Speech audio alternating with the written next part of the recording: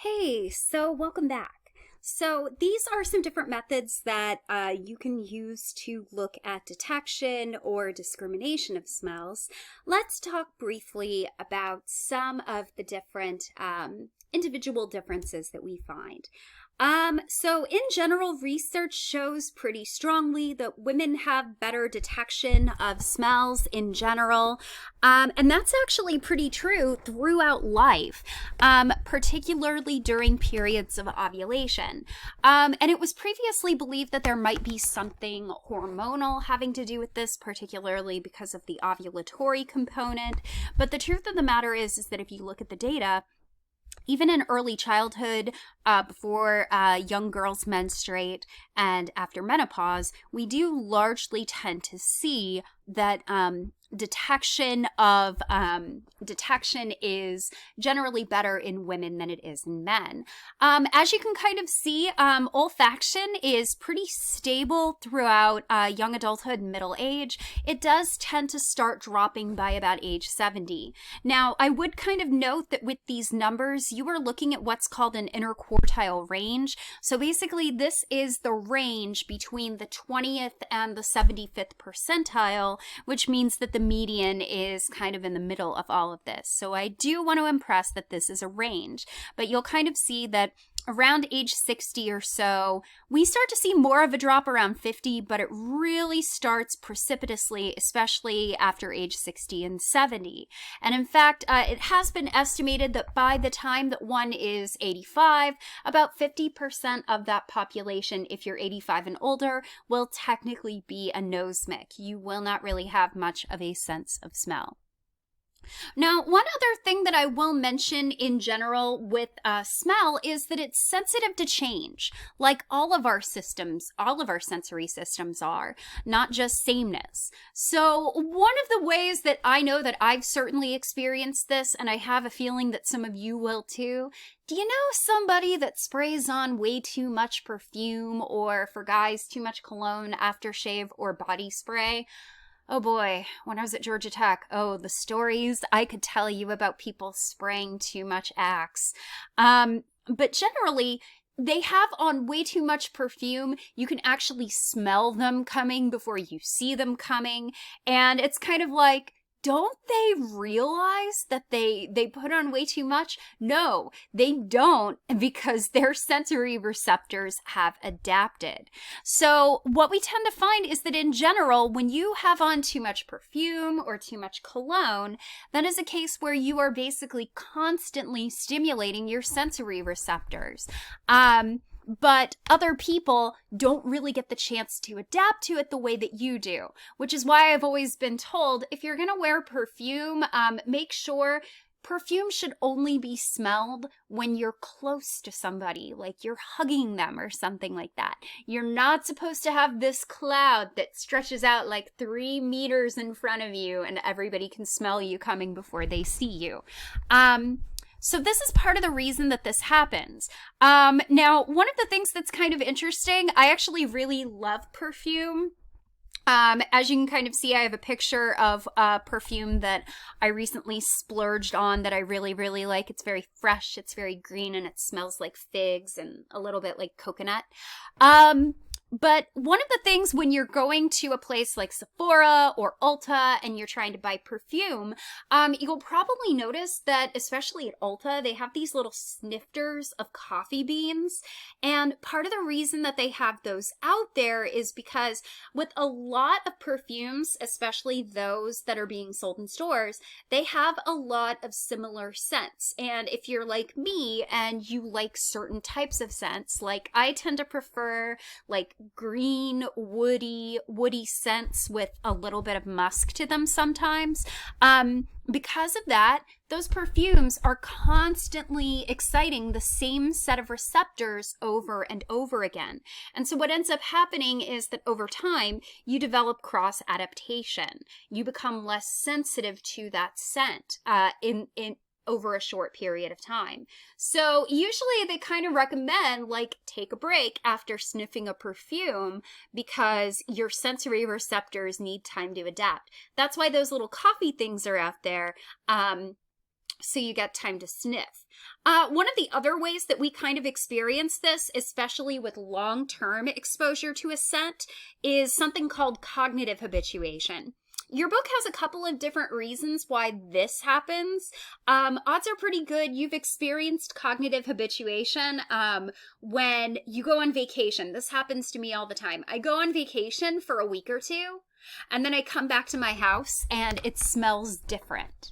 And that's because my house always smells like that. It's not a bad scent. It's an old house. It's kind of musty.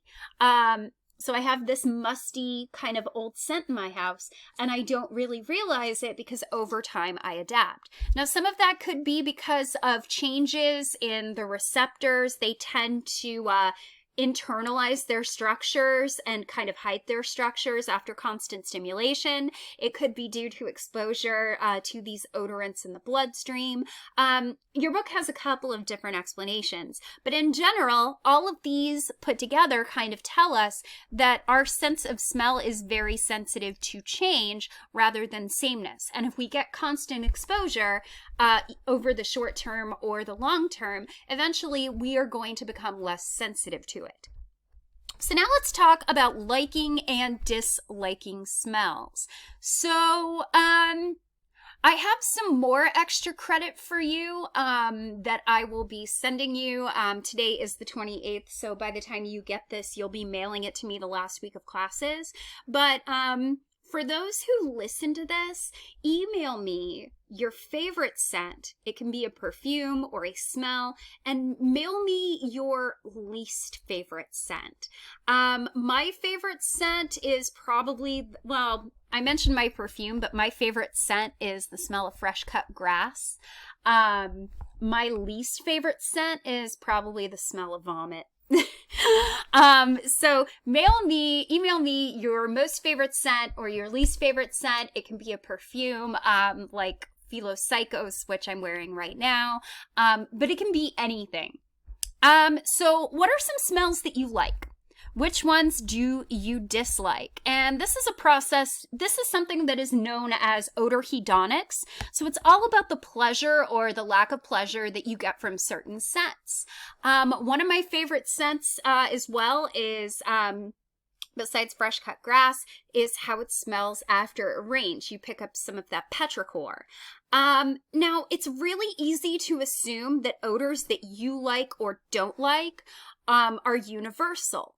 But they aren't. Now, at the risk of embarrassing myself a little bit, so for example, your book talks a lot about not liking the smell of skunk. Now, I have been very lucky to have never smelled in the direct, immediate aftermath of a skunk spray, but if I'm driving down the highway, I can tell when a skunk had recently sprayed, and I'm not gonna lie, there's a little bit of that musk and that sulfur that I do not hate. I will also acknowledge that that smell is probably not fresh. If it were fresh, I would probably hate it more, but I do kind of like those musky types of odors and scents. Growing up, my sister really loved the scent of gasoline. I really don't. So it's really easy to assume that there are some universals. Roses smell good. Dog poo smells bad. And generally you'll get a lot of agreement there, but these are very much things that are bound by your experience. And there are also a lot of strong cultural components as well. So there are many, many reasons that we may like or dislike a smell. Now, if you've had social psychology or if you took general psychology, you might remember talking about something called the mere exposure effect. Basically, this is the idea that the more that you're exposed to something like a person or a piece of music, the more you tend to like it. And the same is true with scents. We're a lot more likely to like scents that are familiar to us or scents that we have smelled before. So that's one aspect. But liking also depends on the intensity. But that intensity is a complex relationship because it does depend on the type of the smell. So for example, what you're looking at here is phenylethyl alcohol, which basically produces a synthetic rose scent. I actually recently got a sample when I got my Fancy Pants perfume. I got a sample of a fragrance that's actually very rose heavy. And I've worn rose fragrance before. When I was in graduate school, one of my favorites was Stella McCartney, a very rose-like scent. But don't assume that just because it's roses, it's always going to smell good. So here we have intensity from low to high. So here we kind of have a low intensity. People tend to rate that as a neutral. As the intensity increases, we kind of see that the pleasantness reaches a peak. And then if there's too much, when we increase the intensity past that peak, people actually report it being very unpleasant. And that's kind of the experience that I had with this perfume sample. I might need to try it again. Maybe that familiarity will help me like it a little bit more. Now compare that to something like trimethylamine, which is basically, it smells like fish. How many of you have had the experience of somebody cooking fish in the microwave? I've been told that's a terrible scent. I've never experienced that. But in general, with a fishy smell, low levels of intensity, it's not a pleasant scent. Like, I don't think anybody's like, oh, I love the smell of fish. Again, maybe it's your experience, but I tend to not find it very pleasant, and I know a lot of other people don't. But as you increase that intensity, it becomes more and more unpleasant. So not only does the familiarity matter, the intensity and the type of scent matters as well.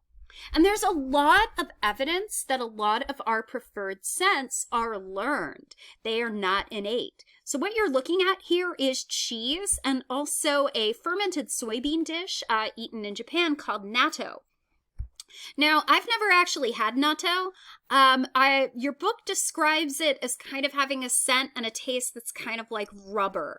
A lot of people in Japan really love natto for breakfast. They're not a big fan of things like cheese. It kind of makes them sick, and they don't really like the smell of cheese. On the other hand, there are some of you that basically, if you could just eat nothing but cheese the rest of your life, you would be fine with that. But you would never try something like natto. So there are some cross-cultural components. I think I read in your textbook there are certain cultures where putting cow dung in your hair is a kind of a styling product sort of preference. So there is a lot of evidence that these preferred scents are learned. Additionally, some evidence that we have for this is that the scents that we like in infancy do not match the scents that we like in adulthood, which suggests that your experiences really play a role. Your book talks a little bit about presenting different people with the scent of wintergreen. People in the US tend to like it because wintergreen is associated with candy. In the case of groups of people after World War II, wintergreen is a type of medicine that was is a scent that was in medicines that were given to children, and they tend to not like it because of those associations. I don't really like fake bubblegum tastes or fake bubblegum smells because as I was growing up, I got a lot of ear infections, and my antibiotics tasted like that fake bubblegum. I do not like it. Likewise, I don't really like the scent of wintergreen because it tastes like it reminds me of Pepto-Bismol, which also has a very strong wintergreen scent and taste. So your experience plays a role. However, there are a couple of caveats here. Generally, we do find that odors that stimulate the trigeminal nerve and cause pain are generally more likely to be disliked and avoided. So things like black pepper, red pepper, and so on. Although, as we're going to talk about with taste, your culture may affect how you respond to things like peppers. Additionally, variability in genetics may also explain the preferences. Maybe I'm not as bothered by skunk smell as other people might because my genes don't code as strongly for something like sulfur. And that might explain why I can stand it a little bit more because I don't have the receptors for that to be sensitive to it. So now we're going to move on. We're going to talk a little bit about taste. And here's what we're going to cover. So we're going to cover the gustatory system and taste receptors and brain areas, our 4 basic tastes, the omnivore's dilemma, and different qualities associated with taste. So I've got to get things out of the way right now. So when I was growing up, I learned a story, and it is a story, and you've probably heard this story too. So you've got taste buds that are all over your tongue, and you probably were shown something like this. This is what we call the tongue map. And so basically, different parts of your tongue have different taste buds that code for different tastes. So the tip of your tongue is sweet, the sides of your tongue are salty and sour, and the back codes for bitter. Really straightforward, right? Now, of course, when I first heard about this, my instinct was to basically try different tastes on the tip of my tongue and see if they changed because the tip of my tongue was for sweet, right? That would make everything taste sweet, wouldn't it? Or would it change the quality of the taste? We don't know. But here's the problem with the tongue map. This is completely bogus and it is not supported by research. Do not refer to the tongue map. The tongue map is a lie. So let's talk about where the tongue map came from. So if you've learned anything about the history of psychology, and when I was in college, I didn't have a capstone. I had a history of psychology class that I was required to take before I graduated. And I learned about a historian of psychology who wrote a pretty famous book. His name is E.G. Boring, and he wrote this in 1942. And within this book, he referenced a study in which a German researcher named Honig actually found that the 4 different tastes were performed by different receptor mechanisms, which they are, and thresholds. And so basically, this was all written in German, and Boring basically misunderstood the concentration units. And instead of noting the differences in threshold, he mistranslated that into the lying tongue map that you have often been presented with and is wrong. These 4 tastes are distributed throughout the entire tongue. The tip of your tongue is not just for sweet taste, it is for all 4 of your tastes. Now, I know what you're thinking. Dr. Gilchrist, isn't there a 5th taste? Maybe. It's complicated. And yes, we will talk about it. So when we talk about taste, we have to make a distinction between taste versus flavor. And this is where what I mentioned at the beginning of the lecture about taste and smell being interdependent with each other really comes into play. Taste is defined as a sensation that is evoked by a solution in the mouth contacting receptors in the tongue and the roof of the mouth. You do actually have taste receptors in the roof of your mouth, and this taste is a chemical sense. But your sense of flavor is different. When you taste food, that is also relying on smell. Anytime that you chew or swallow, molecules are going to enter into the retronasal passage. And your brain can't really tell the difference, and your receptors can't really tell the difference when they come from the nose or they come from the mouth. And this is your sense of flavor. So something that I didn't mention when I talked about smell that your book mentions is that when you smell, there are actually a couple of different ways that you can do this. So there's orthonasal, which is the standard way that we think of. We breathe in through the nose, and then that goes into our nasal cavity. But there is retronasal olfaction as well. Remember that the cavity of the mouth, the oral cavity, does open through the nose. And so air can pass through the mouth, circle back around the soft and hard palate, and then enter the nasal passage, which is part of the reason why sometimes when you bite into food, you also smell it as well. Or likewise, with the orthonasal, it can go into the mouth cavity like this. So it goes in through the nose and it can enter that mouth cavity sometimes. Back in the 80s, when my mom sprayed like a half gallon of Aquanet on her head every morning, because that was the style at the time, sometimes I'd get a whiff of that hairspray and I could actually taste the chemicals in my mouth too. And that's because the the mouth and the nose are interconnected. So when we have flavor, we are not only making use of taste, we are also making use of smell. And this is part of the reason why whenever you have a cold or a sinus infection or you're congested in some sort of way, it impacts your sense of taste because you cannot enhance that taste with smell. So now we're going to talk about the gustatory system. I'm going to go ahead and start that next time.